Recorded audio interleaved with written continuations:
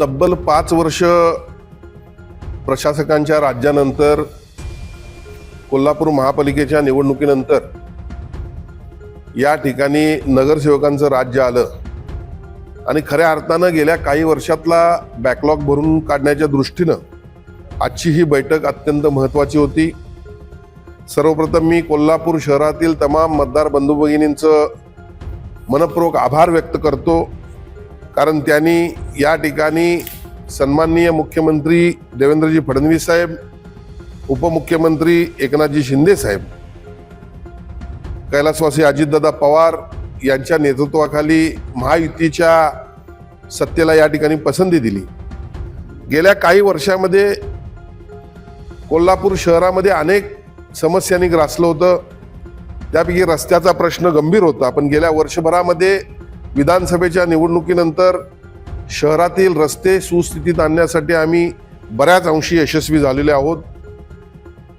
खरं पाहता महापालिकेची आर्थिक परिस्थिती अत्यंत नाजूक आहे आणि मग कोल्हापूर महापालिकेच्या ज्या काही जागा असतील त्या ठिकाणी प्रोजेक्ट्स निर्माण करून महापालिकेचं उत्पन्न वाढवणं, त्याचबरोबर बऱ्याच प्रॉपर्टींचा घरफाळा योग्य वसूल होत नाही, किंबहुना 25% देखील घरफाळा महापालिकेत जमा होत नाही, याचं मॅपिंग करून तो पूर्ववत लागू करून घेणं। पाणी पुरवठ्याचा विषय फार गंभीर आहे, तो सुरळीत करणं।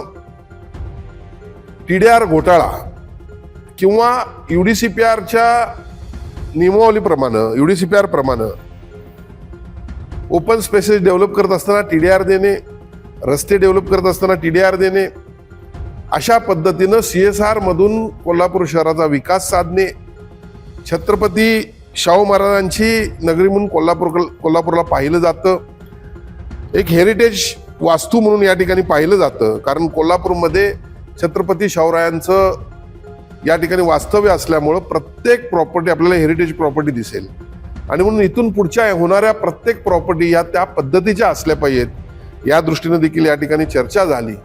खऱ्या अर्थानं मी परत एकदा आमच्या महायुतीच्या सर्व नगरसेवकांची देखील बैठक घेणार आहे। कोल्हापूर शहराच्या विकासासाठी जे काही करावं लागेल, निधीचा तर प्रश्न आहेच, निधी मोठ्या प्रमाणात येतोय। आपल्याला माहित आहे की नुकतंच आता महाराष्ट्र राज्याच्या मित्रा या संस्थेच्या माध्यमातून आम्ही MRDP प्रोजेक्ट राबवतोय, जो 2019 आणि 21ला मोठ्या प्रमाणात पुराचं पाणी कोल्हापुरात आलं आणि मोठं नुकसान झालं, हे पुढच्या काळात व्हायला नाही पाहिजे, यासाठी जवळपास 3200 कोटी रुपयाचा आपण MRDP प्रोजेक्ट राबवतोय, ज्याला वर्ल्ड बँकेनं मान्यता दिल्यानं टेंडर होऊन त्याची वर्क ऑर्डर स्टेजला देखील आहे। आणि म्हणून अशा पद्धतीनं मोठ्या प्रमाणामध्ये या ठिकाणी निधी उपलब्ध करून देण्याच्या दृष्टीने देखील चर्चा झाली। कधी नाही एवढा कोल्हापूरचा विकास आपल्याला होताना पाहायला मिळतोय। आता शक्तीपीठ महामार्ग येतोय, आई अंबाबाई तीर्थक्षेत्र विकास असेल, 86 एकर जागा IT सेक्टरसाठी आम्ही दिलेली आहे। त्याचबरोबर संगीत सूर्य केशवराव भोसले नाट्यगृह नव्यानं होताना आपल्याला दिसतंय। या त्याचबरोबर 100 कोटीचे रस्ते झाले, 300 कोटीचं कन्व्हेन्शन सेंटर या ठिकाणी येतंय आणि म्हणून अशा पद्धतीनं आई अंबाबाई तीर्थक्षेत्राचा मोठ्या प्रमाणात विकास होतोय। निश्चितपणे मला खात्री आहे की आम्ही जे प्रयत्न करत आहोत पुढच्या काळामध्ये त्याला यश येईल आणि कोल्हापूर आपल्याला विकासापर्यंत गेलेलं दिसून येईल।